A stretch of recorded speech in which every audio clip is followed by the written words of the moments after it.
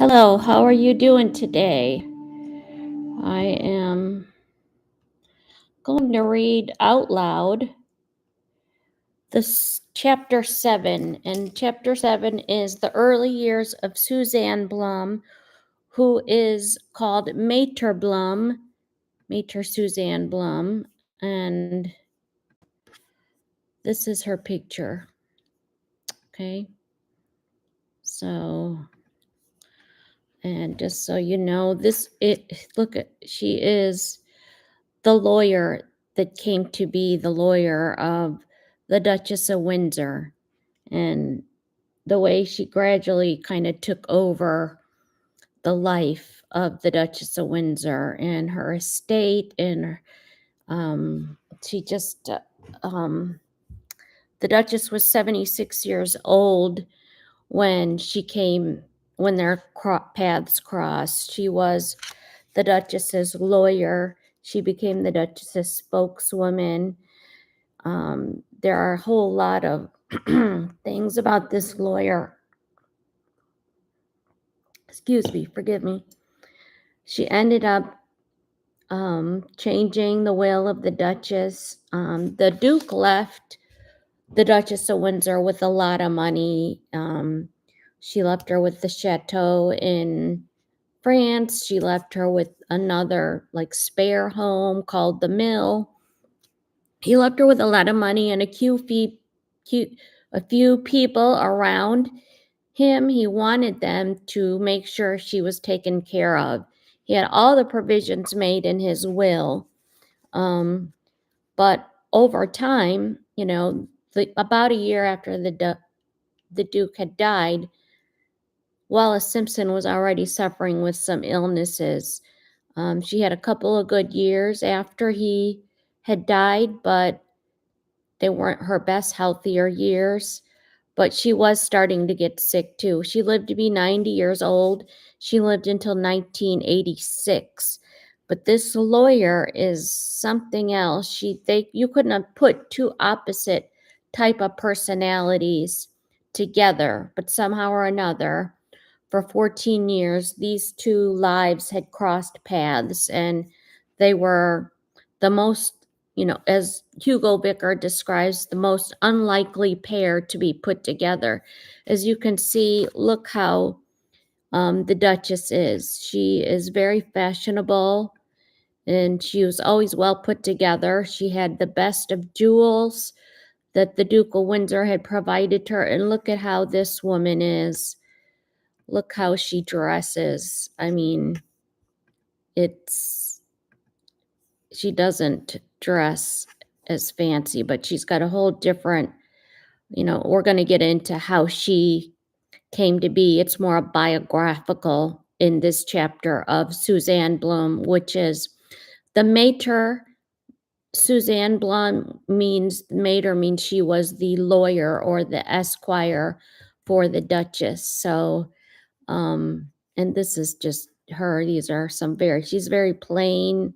Appearance doesn't mean much to her, and that's just how she was. But anyways, let me see if I can read a bit of a description here, which I have a description link to this particular biography, and it was written by Hugo. Looks like it's January 25th.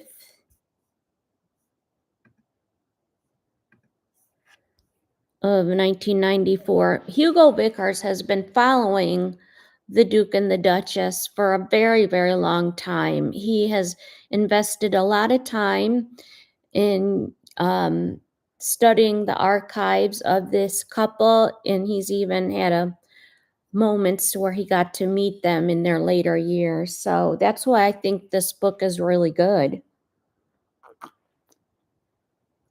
He gives a really fair assessment of the Duke and Duchess of Windsor.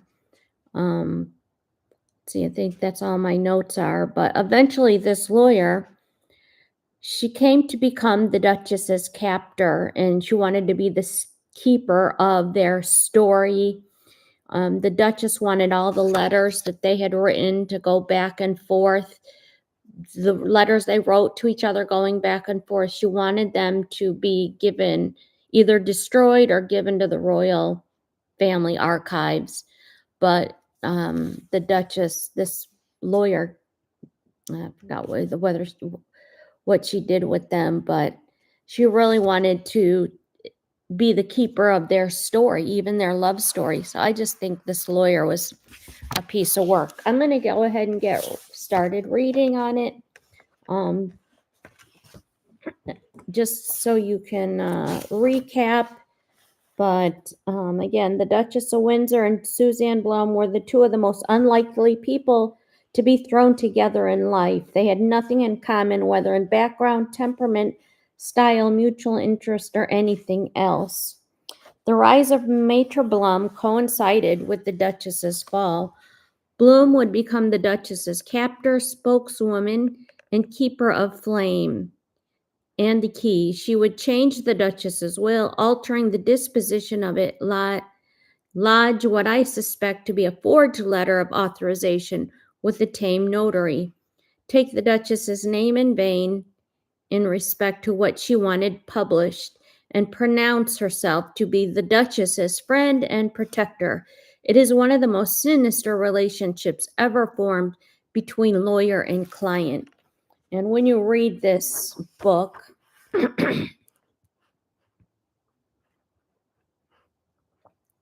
this book right here, it's a book that can be found on Amazon.com for anybody that is interested. I bought it for $30. And I just want to bring up a picture of the Duchess of Windsor.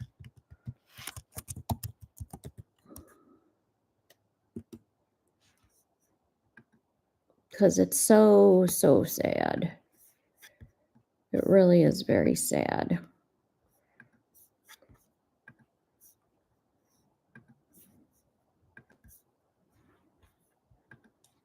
It's very sad to see.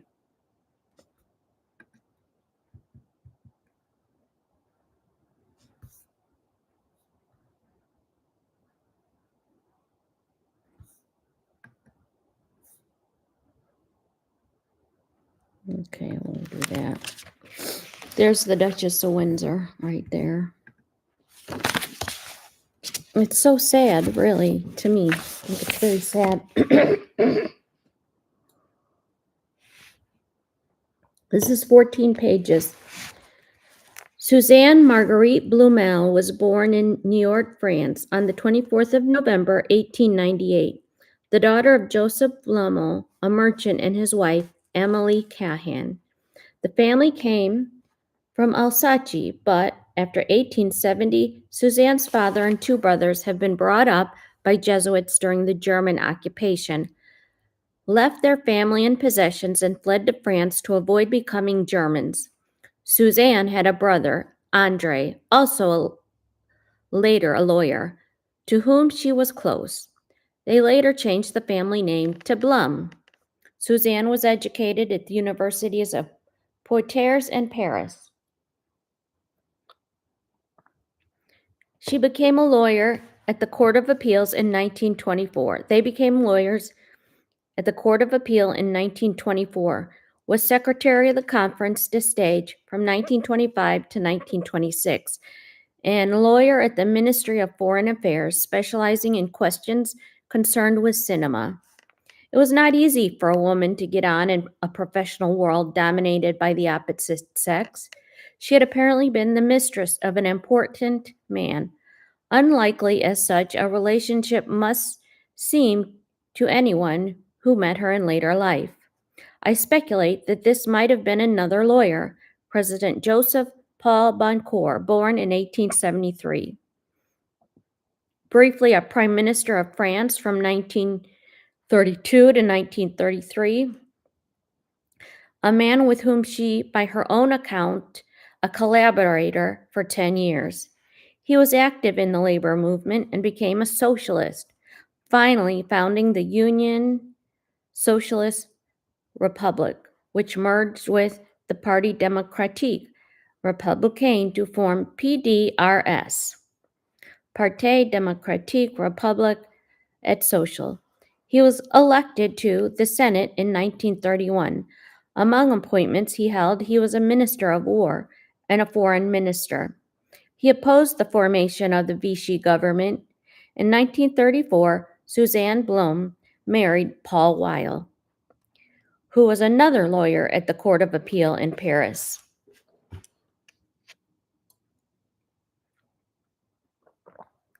Blum claimed that they were introduced to the Windsors by the United States Ambassador William C. Bullitt. Weil later became the Duke's legal representative in France, dealing with his staff contracts and so on, while other more important matters were looked after by Allen and Overy in London and his U.S. interests by his American lawyer. In later life, Hank Walter. Curiously, Blum went on to claim that she and Well were reintroduced to the Windsors by Margaret Bedell after the war. Nevertheless, Bullitt was to play an important part of her life. It says something about Blum that she admired a man like him. Born in 1891, William C. Bullitt was a maverick figure, a brilliant graduate from Yale, who was taken to the 1919 Peace Conference by Woodrow Wilson, and he was made the first ambassador to the Soviet Union by Roosevelt and served there from 1933 to 1936. He was appointed to Paris in 1936. He rented the Chateau de Farman at Chantilly. His time there was marked by some extraordinary outspoken reports back to the president. In 1939, he quoted Edward Daladier, a French prime minister, as describing George VI as a moron. And Queen Elizabeth, she was described as an excessively ambitious woman. In turn, Duff Cooper thought nothing of Bullitt. I have rarely met a man I dislike so much. He is both stupid and crooked. Blum had reason to know that the ambassador, since she acted in many of American film companies in Paris. In February of 1938, she courted him with the gift of a bottle of a particular aperitif from Martinique. Later, he helped facilitate her passage through the Immigration and Customs when she and Paul Well arrived in New York in April 1938.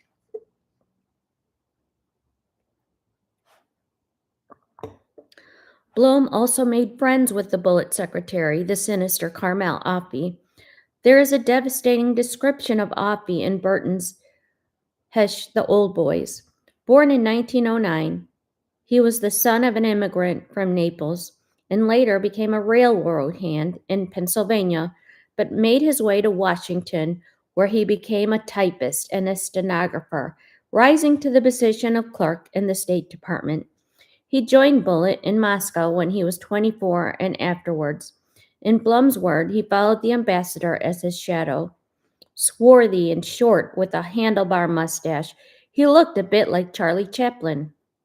A bachelor, he soon made himself indispensable, and he did not mind when Bullitt summoned him to type a document at 5 in the morning or prevail on him for an early morning walk in the same hour. In Paris, 1937, Bullitt recorded the Offey had become the Duchess of Windsor's favorite bridge partner, a curious addition to her table. In later life, the description of him became harsher. In his office, he did not hesitate to fart loudly without warning. One of his former colleagues also described him as one of the ugliest men I've ever known. He was short and knobbly, with a long, swollen-looking face and a head made up mostly of lumps. His teeth thrust forward through the fleshy lips. Okay, I'm just going to pause for a second.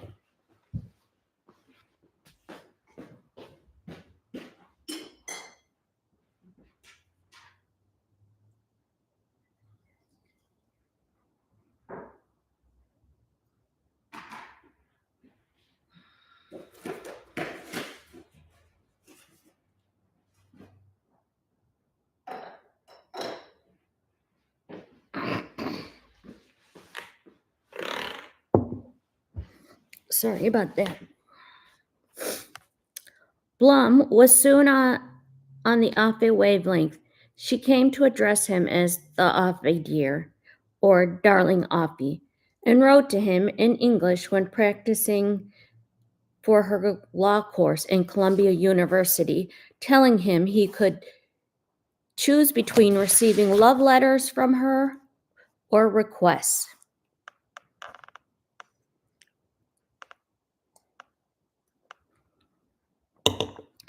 Blum's involvement with the film world produced many important American contacts, most notably Jack Warner of Warner Brothers.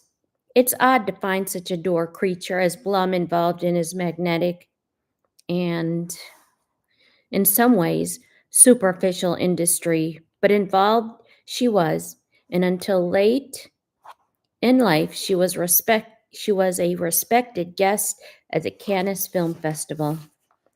On her evidence, it is lucky for the film companies that they did not heed the advice she gave. She was doubtful about the success of certain American films dubbed in French, which she thought would not work or become simply ridiculous. She advised against the possible success of many films and was proved roundly wrong. Notably over Cavalcade, she was also involved in censorship issues concerning films in France. In 1939, she appealed to Offie for help when the Universal Pictures suddenly dropped her as their legal representative after 10 years, over an issue which loosely concerned the film star Danielle Darrow returning to the USA to fulfill her contract. Maurice Leone, a lawyer from Universal Studios, came to Paris and engaged the services of M. Batold to persuade the star to leave France. Blum was asked privately about Batold and related the story of how this character had attacked Eugene Frot, the former Minister of the Interior under Paul Boncourt, from behind. On his return to Palais after the political demonstrations of 6 February 1935, and had even hustled Blum herself for no reason. She had set her husband onto the case, but when he found Batold with a bloody face, he decided not to press charges. Subsequently, Batold apologized to Frot, who agreed to forget the matter.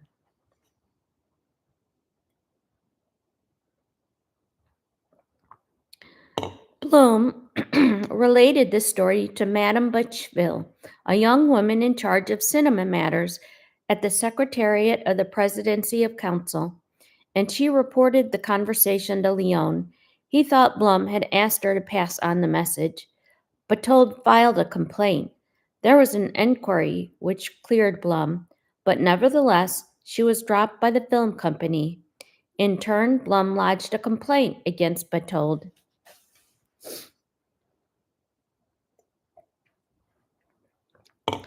Offie was able to help Blum, and presently she thanked him for having arranged everything for her.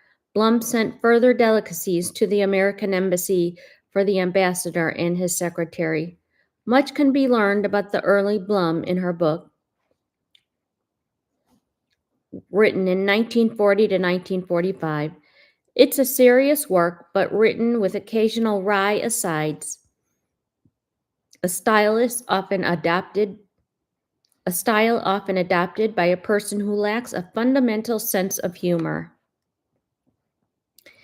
Its effect is to place Blum center stage in a lot of wartime activities.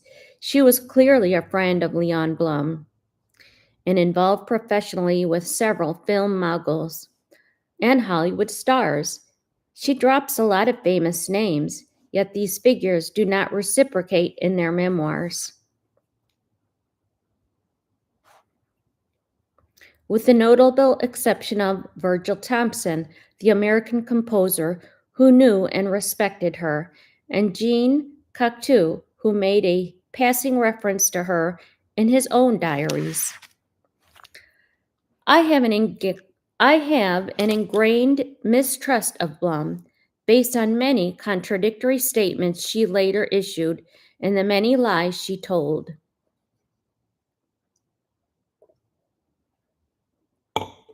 In Vivier Sans La Patrie, she claimed to have established a new fashion in the summer of 1933 when she arrived at Miramar in Cannes wearing riding clothes. Evidently, the sparsely clad guests at the hotel thought she had found an ingenious way of being noticed, and many imitated her. But is it true?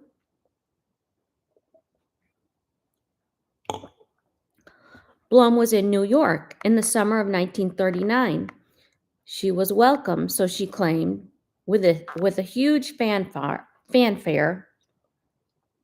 She swept into the country without an annoyance from immigration and customs, thanks to her prestigious friends, and was installed by the friends in some style at the Waldorf Astoria. She and Paul Whale returned to France on the 25th of August. They lived through the bombing of Paris. She contemplated becoming an ambulance driver, but admitted she could not change a wheel. She toyed with the idea of taking a pilot's license, but realized that was hopeless as she felt seasick if she read the newspaper in the back of a taxi. She made other attempts to be useful, but after 10 May 1940, she knew she had no hope. Ironically, she obtained a visa to get out of France from the same Robert Murphy who sent John Utter to North Africa. Before leaving Paris, she asked Carmel Office to house some of her possessions at the American Embassy during the war, and this he did. Blum left Paris with her mother on 9 June and made her way to Bordeaux. At one point on the journey, after a day without food, an auberge refused to serve them. She stole 2 steaks. As she described this in her memory, she took the steaks but left payment for them on the plate. She ruminated that she had never resolved the legal issues surrounding such an action. Reading this in 2000, I mentioned the vente forcée to Diana Mosley. She laughed and commented, "That is very Maitre Blum."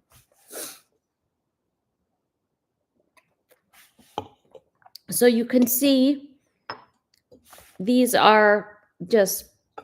is her personality. She just takes without thought. So I think it's very telling the kind of person that she is in her early years.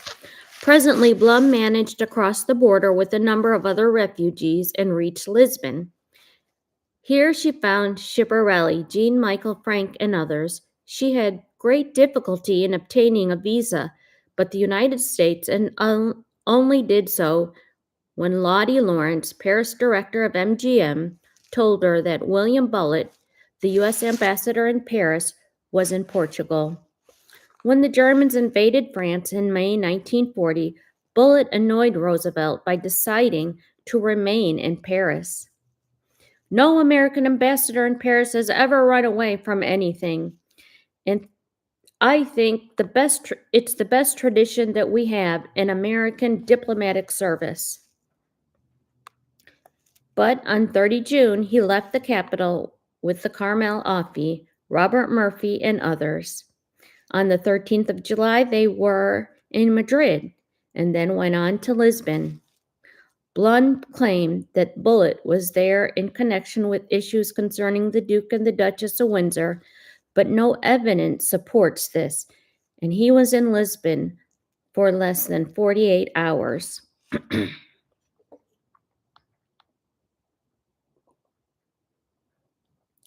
Blum wrote in 1975, "The Duke is going to take his derisory post as governor of the Bahamas, which he accepted with dignity."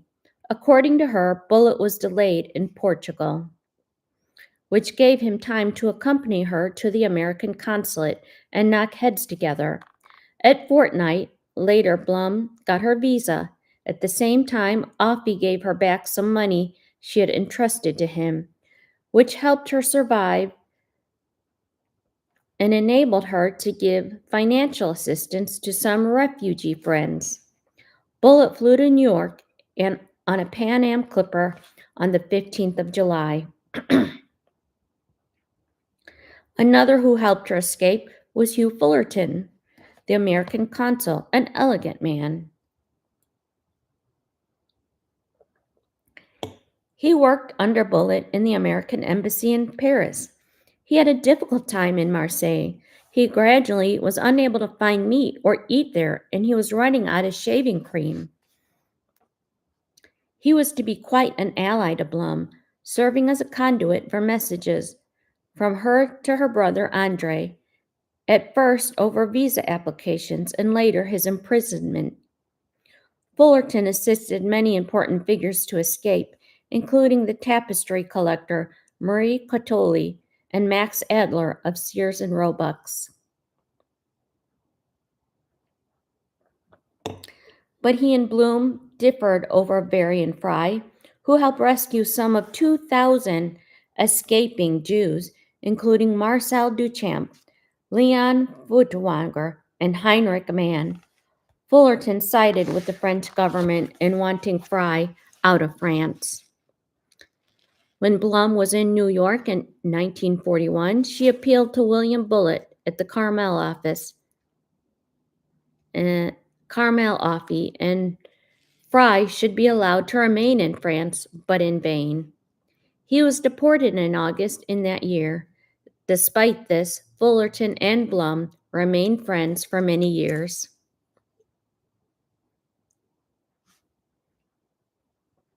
Blum. She finally embarked in the Excambion on August the 8th, and she sailed to New York. On this Noah's Ark of a shipment were Salvador Dali, thinking up jokes overnight to tell the next day, and his wife, the photographer Man Ray, the French filmmaker René Clair, and other notables. On board, too, was Virgil Thompson, who wrote in his memoirs that Blum was his warmest friend on board. She knew that her safety lay in leaving France, he continued, being Jewish and also prominent. And yet she worried over where her duty lay, to leave or not to leave her aging mother. She left her mother behind.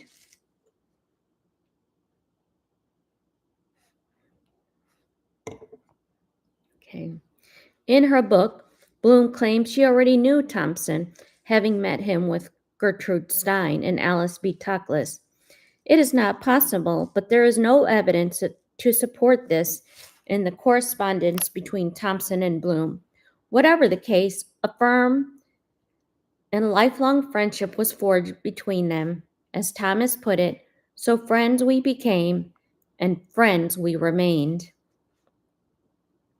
In New York, Blum was once again received in some style. Apparently, she related tales of staying in great houses and how it suited her to borrow the family Rolls Royce when it was offered to her.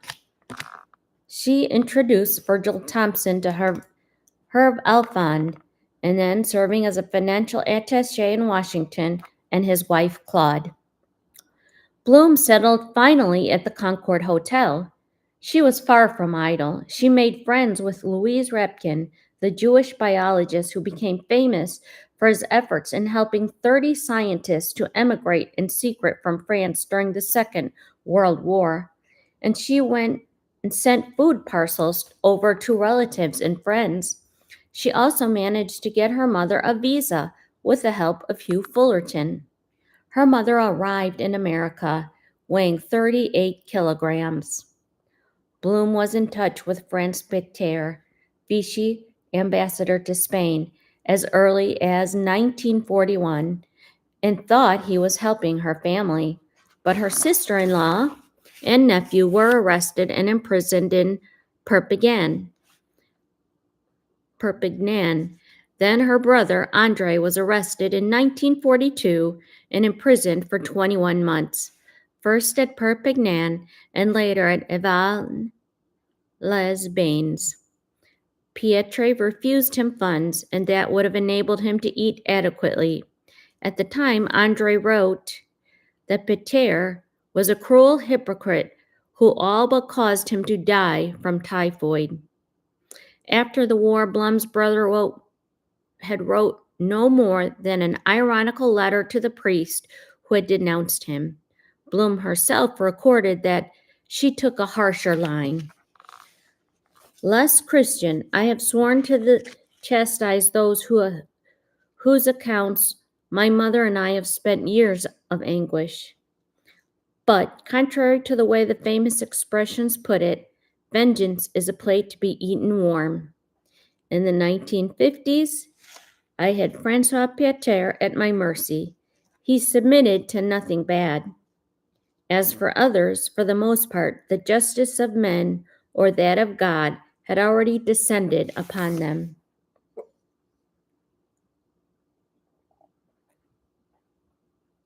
This passage shows something of a contradiction lurking in Blum's character. During those years, she supported and kept in touch with Leon Blum, then in prison in France, again pressing bullet to save him. She served in the American Women's Hospital Reserve Corps. We must give her due. Give her her due. She worked nobly for the resistance in France, but from the safe haven of the United States. While in New York, Blum requested Carmel Offie that the department should consult her as a French advisor, since she was able to identify various undesirable people. One such was a man called Alexandrov, a white Russian in Paris who was seeking a visa for the United States. She denounced him as a pro-Nazi and a fascist. Offie was by now a great admirer of hers. She is a grand girl, he wrote, and as a lawyer in Paris she had done many great services for the USA and American businessmen. It was during the war that Blum made a significant remark to Offie. This is Blum's famous statement. The best way to keep someone as a prisoner is to surround him with love, affection, and friendship.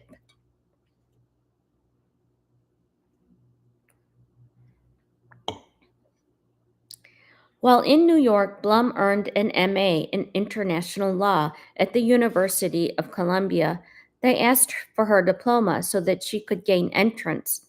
She produced a lawyer's card. They suggested she wrote to Paris for her diploma, but she did not think it likely that General von Steubenagel, the governor of Paris, would stir himself to send it.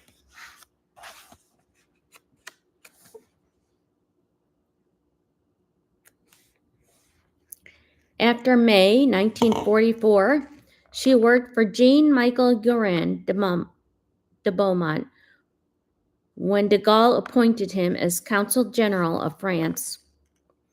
Blum remains close in touch with Offie and with Bullitt. After such uncertainties and indecision, the ambassador finally quit the diplomatic service in 1941, but continued to crave political activity. He hoped to be Secretary of State, but Roosevelt did not want him. He stayed in the limelight, making numerous speeches. He was sent to Africa and the Middle East to report on hostilities, but returned to inactivity in January 1942. He effectively dug his own political grave when, in April 1941, he went to see President Roosevelt to provide him with written evidence of the homosexual activities of his hated rival, Sumner Welles, who'd been serving as Undersecretary of State with Cordell Hull since 1937. Welles had got drunk in the special train to the funeral of Speaker William Bankhead in Alabama in September 1940, and he propositioned a sleeping car porter.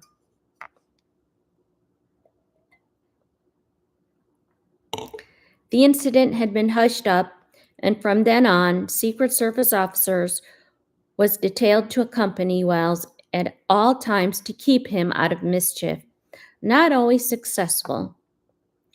Cordell encouraged Bullitt to snitch on Wells to the president. He did so, and the president was furious.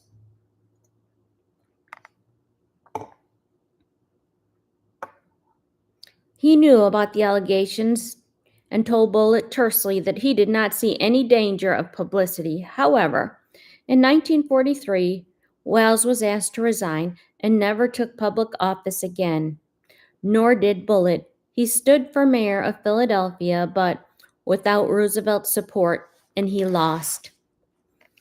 One day in 1944, the former ambassador came to see Blum in the Hotel Concord and told her that he was enlisting as a soldier in the Free French Army. Roosevelt had been denied him a commission in the U.S. Armed Forces.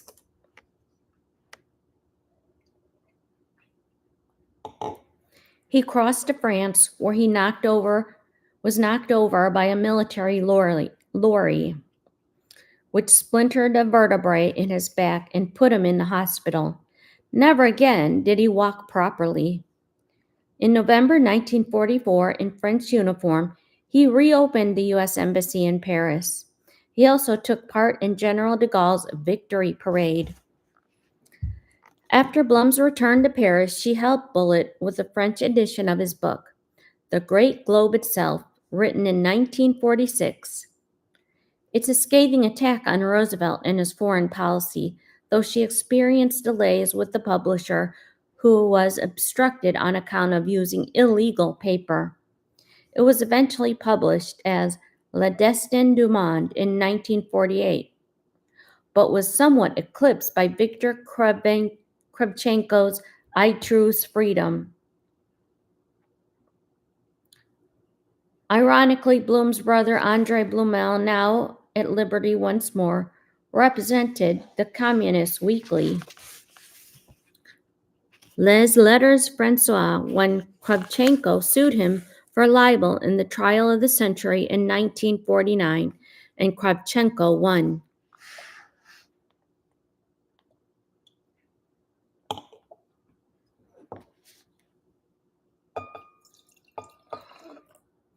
According to Blum, Bullitt became bitter and ill in later life. He finally died in the American hospital in February 1967. Only 40 mourners turned up to his memorial service, among whom were Hugh Fullerton and Blum herself. No member of the French government was there, and only a few old generals. Blum was deeply shocked. If Bullitt was a man hard to admire, Carmel Offie was much worse.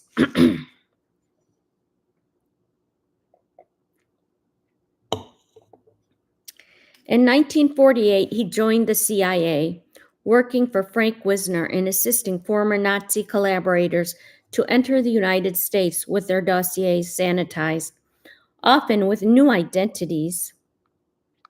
His activities caused James Angleton, a CIA official, to comment, Allen Dulles, Richard Helms, Carmel Offie, and Frank Wisner were the Grand Masters. If you were in a room with them, you were in a room full of people that you had to believe would deservedly end up in hell. Eventually, Senator McCarthy made a public reference to a potential security risk in the CIA.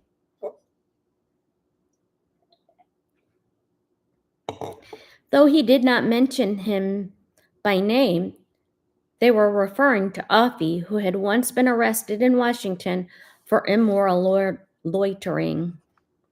J. Edgar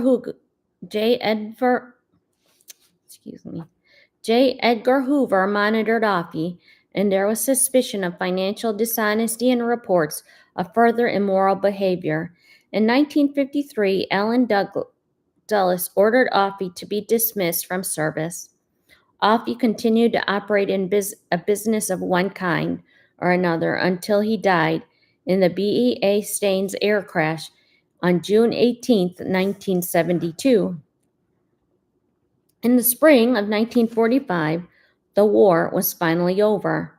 Blum returned to Paris on the Liberty ship, and she resumed her legal career there.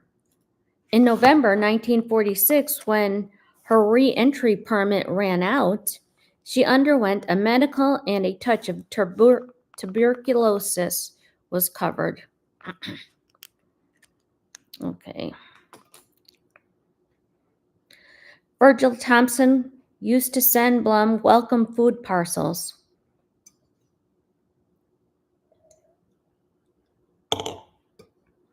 Presently, he asked her to help his friend Bernard Fay, who had worked with Pétain during the German occupation of Paris. Pétain had appointed him administrator of the Bibliothèque Nationale in place of the previous Jewish director. Secret societies were outlawed in France, and it was Fay's job, a director of the anti-Masonic service of the Vichy government, to organize a list of some 170,000 files on Freemasons, which had been seized by the French police from Masonic lodges. These names were organized into a single file by Fay's secretary and lover, Gaudin de Roselle, the original purpose of which was to exclude Masons from public office. Later, however, the lists were used by the Gestapo. 60,000 were investigated, 6,000 were imprisoned, 990 were deported, and 540 were shot or died in camps. Fay was also the editor of La Gerbe, an anti-Jewish journal funded by the Nazis. On 19 August 1944, Fay was arrested and followed his convictions for collaboration. He was sentenced to hard labor in December 1946.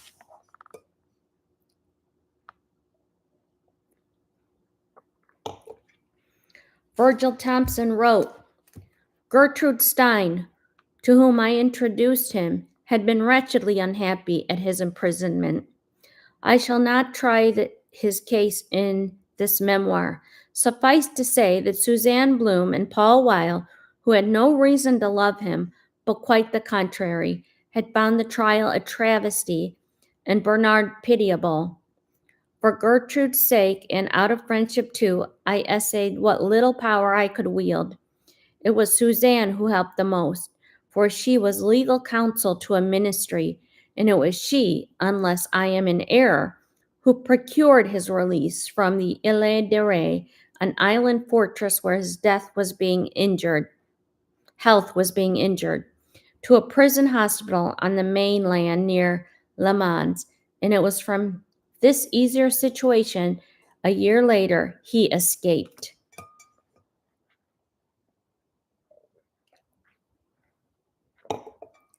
Thompson, he had appealed to Blum for help. She had been reluctant to take on the case.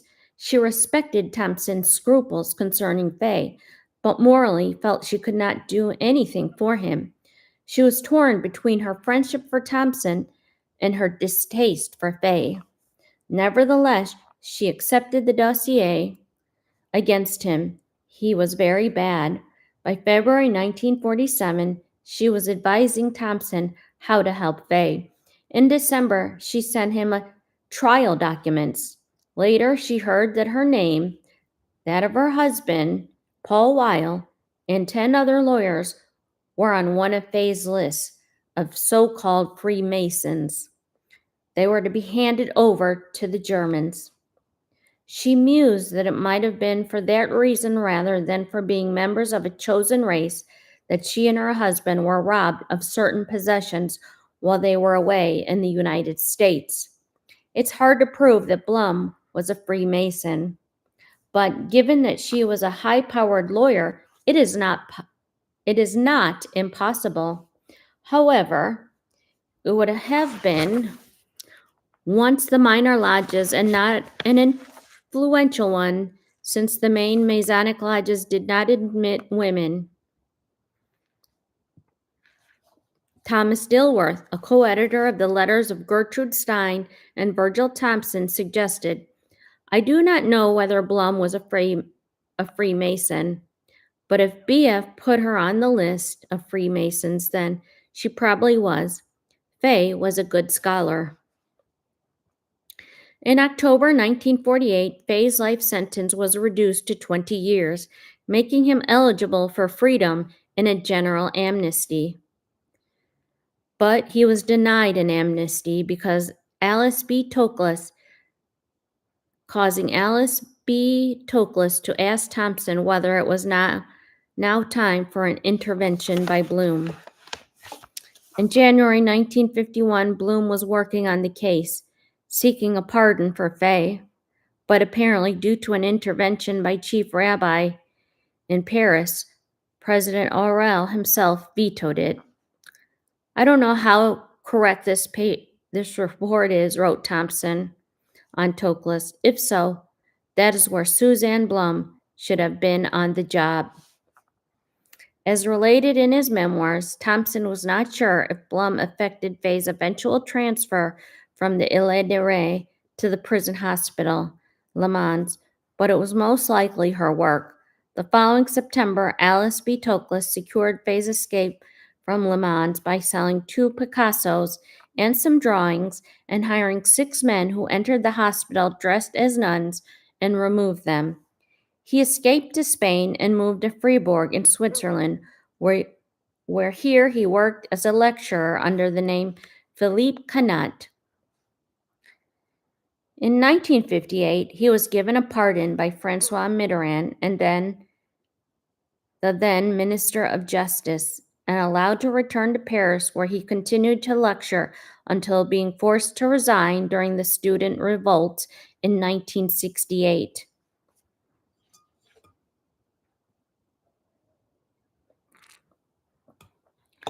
For Blum to have helped in the escape of a man like Fay is very telling.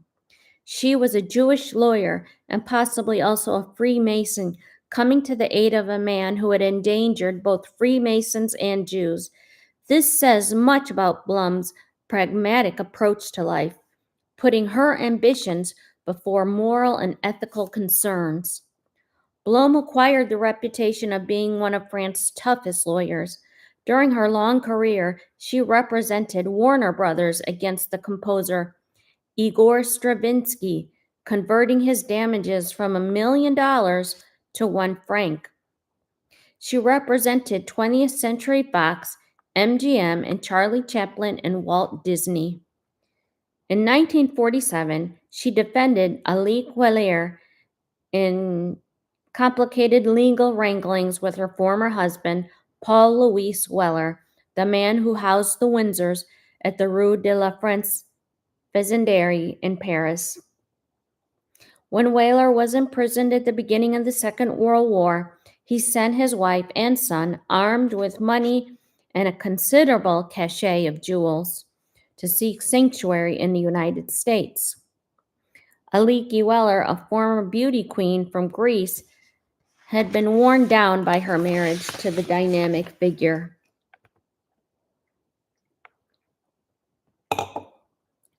In the 1930s, she had sat down for her portrait by Drain, but he told her that she was crying so much he could not possibly paint her.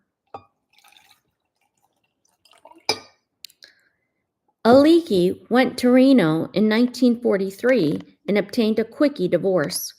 Weller refused to accept this divorce, fearing that he might lose access to his son. When he heard that Alique had married again, he attacked the divorce.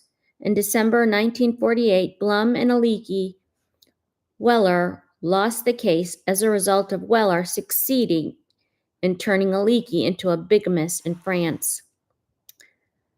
Blum was furious when Paul Renaud, who had been in prison with Weller at Pellevoisin, wrote to express his confidence and friendship in him. Weller had obtained a similarly good reference from the President of France, Vincent Auriol. To the President himself, Blum attacked Weller ruthlessly, accusing him of moral crookedness and more besides. She described him to the Carmel Offie as an abominable individual, and was later delighted to learn that he was experiencing problems over American taxes. The case went through an appeal after appeal in France until a French divorce was granted in July 1959. Weller was a formidable adversary, not accustomed to losing. Again, it was an interesting example of a Jewish lawyer pitted against a Jewish businessman. Blum represented Rita Hayworth in her divorce from Ali Khan in 1958. She was lawyer to Jean Cocteau, Martine Carrel, and others. In her book, she published photographs of herself with figures like Cary Grant, Charles Boyer, Michelle Morgan, and Picasso, some of whom presumably she also represented. Ironically, she also published a photograph of herself in the background during a reception for the Queen at the Louvre, given by President Cody of France in 1957. This was captioned in self-aggrandizing style. In June 1949, Virgil Thomson thanked Blum for being dishospitable to the American writer Mina Curtis, who visited Paris when she published her edition of Letters of Marcel Proust. He wrote, "You are a sweetie to send me a telegram. I think of you always and miss you always. Thank you for being so nice to Mrs. Curtis. Thank you for existing." By 1951, Blum was clearly doing well. For some years, she had a home at La Goélée, Chemin de l'Alvet, and on the Cap d'Antibes. Thomson wrote to her, "I hear from your visitors and mutual friends that you are very busy and very famous. That changes nothing. I hope you are also very rich and very happy."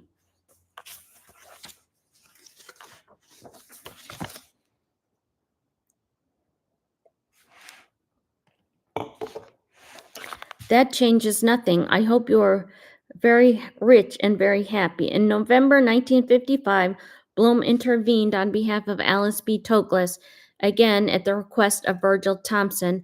Gertrude Stein's friend was living in virtual poverty in the apartment in Rue Christine. Her famous cookbook had not sold well. She had received a good sum of translating children's stories, but those funds would not last long.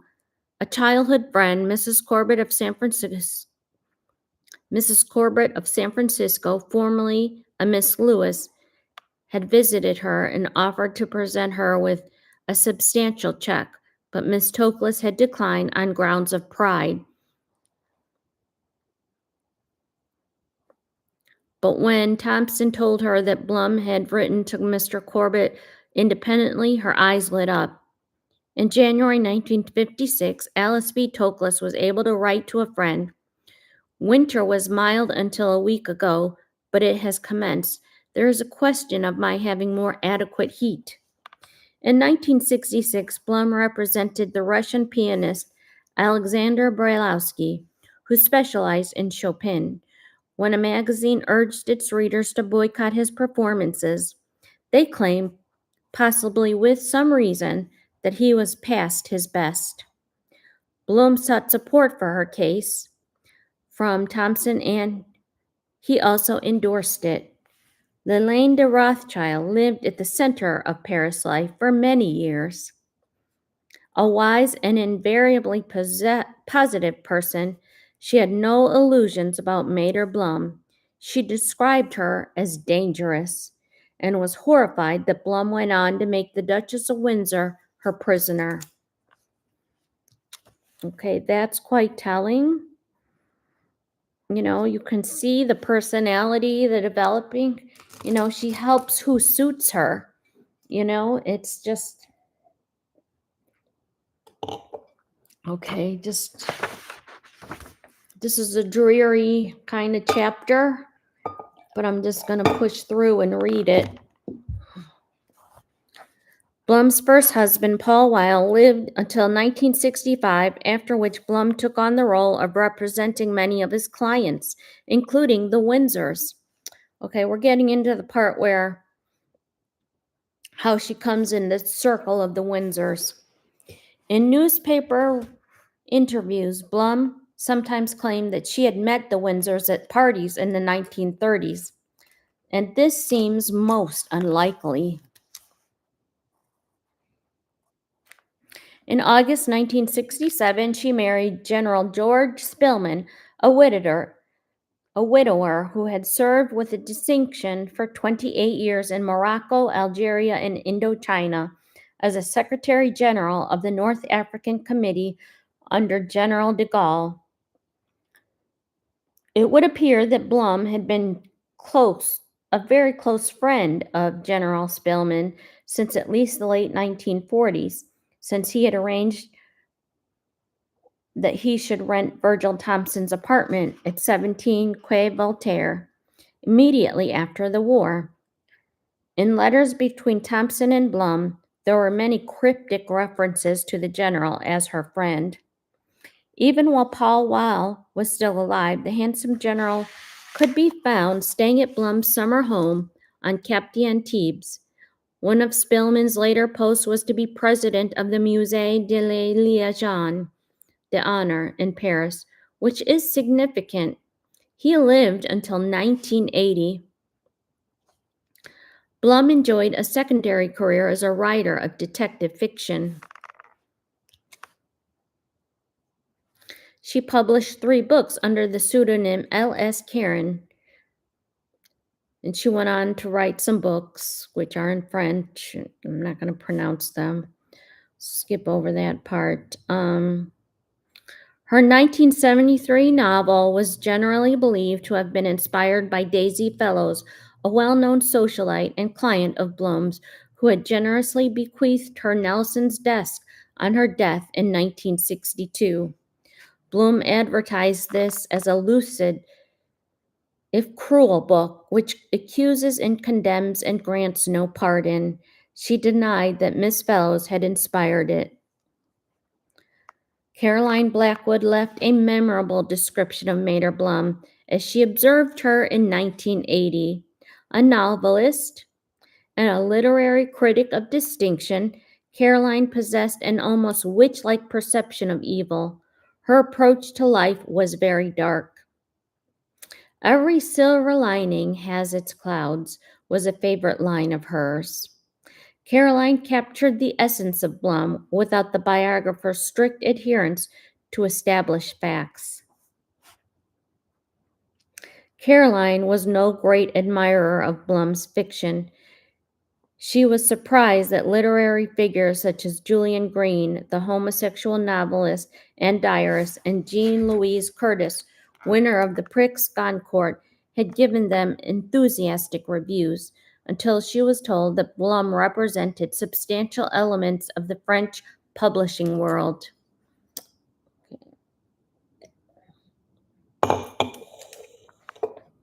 She noted that Blum favored characters with aristocratic backgrounds and distinguished lineage, and told her She told her stories with lack of humor. Her characters were like cardboard cutouts. She detected frightening violence in these books. When Blum was tired of a character, she killed them off in a moment of vicious caprice. In Eve Savoy-Ryan, the heroine suddenly turns, and with no prior warning to the reader at all, from being a well-mannered, gentle creature into a violent murderess. Gosh, so these are the kind of books that she wrote. Caroline was equally disparaging of Blum's technical skills. The plot was careless to the point of risibility. The murder was committed by the heroine putting Nembutal into her husband's brandy. He gulps it down and drops dead on the spot. As Caroline pointed out, Nembutal tablets taste acidic and they're very unpleasant. To kill a person by this method, a considerable number of pills would have to be pulverized into the brandy. Okay. The last page. The consistency would be like soup. No one could drink it without sniffing that something was wrong.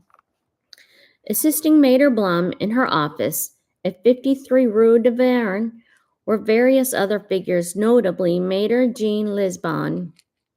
He was born in Paris on 9 June 1912 and became a lawyer at the Court of Appeals in Paris in 1934. He specialized in the rights of authors in cinema. As such, he was the lawyer attached to the Cannes Film Festival. He advised many embassies and Latin American consulates in Paris, was president of the International Law Association in Paris from 1984 to 1986, and presided over the Iberian American section of the Society of Comparative Legislation. He is remembered in a number of different ways. Alastair Forbes had a civilized conversation with him soon after the Duchess of Windsor died. When he was reviewing the Windsor letters for The Spectator, Sir Reginald Hibbert, British ambassador to Paris from 1979 to 1982, believed him to be the notary who held the Duchess's power of attorney. He was certainly one whose name had to be invoked whenever decisions had to be taken or implemented affecting the house. Domestic staff or payments of any sort from the Duchess's funds, Maitre Blum did what she could to interpose herself between me and him, as between me and Dr. Thynne and the Duchess's doctor, but she could never be wholly successful. It's very interesting. She was like the gatekeeper to the Duchess. Lisbon was not, in fact, mandataire under the document of 1 February 1977. Hibbert describes Lisbon as pleasant and apparently reasonable man. Lisbon never came to the Duchess's house in Boise, but Joanna Should saw him at Blum's office, and she remembered him as an old, ugly man, no taller than Blum, and completely her slave. So that is the end of the chapter. It's a very long chapter. I didn't realize it was this long, but we'll end here. And the next chapter is the last active years of the Duchess of Windsor. But this chapter here, chapter 7, it just tells you, when you listen to the whole thing, the whole ways of this Blum. She was just shady character. And you'll see more as it progresses how she controlled anybody who had access to the Duchess of Windsor. And it's a very fascinating book. Behind Closed Doors, The Tragic Untold Story of the Duchess of Windsor. It's written by Hugo Vickers, okay? And it's a recently new book.